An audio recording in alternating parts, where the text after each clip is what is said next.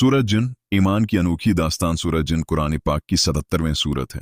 ये सूरत हमें एक हैरत अंगेज वाकया सुनाती है। एक ऐसी रात का वाकया जब जन्नत की एक जमात ने पहली बार कुरान करीम की तलावत सुनी और उनके दिल नूरी ईमान से रोशन हो गए। वो खामोश रात रवायत में आता है कि जब हजरत मोहम्मद मक्का मुकरमा के करीब कुरान पाक की तलावत फरमा रहे थे तो कुछ जन्नत वहां से गुजरे। रात खामोश थी, आसमान पर सितारे झलमला रहे थे और कुरान की आवाज फजा में नूर बिखेर रही थी। जो नहीं उन्होंने कुरान की आयत सुने वो ठहर गए।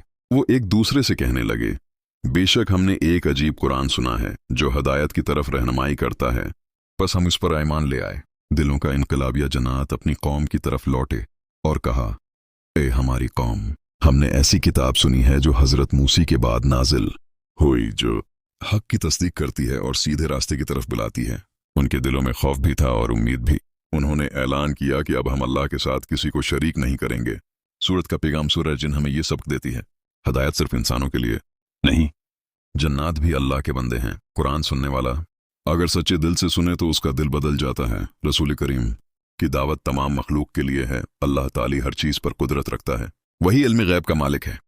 ईमान की रोशनियां सूरत हमें याद दिलाती है कि हिदायत का नूर जब दिल में उतरता है तो इंसान हो या जिन सब बदल जाते हैं। कुरान सिर्फ अल्फाज नहीं बल्कि दिलों को जिंदा करने वाली किताब है। अल्लाह हमें भी कुरान को समझने और उस पर अमल करने की तौफीक अता फरमाए। आमीन। अगर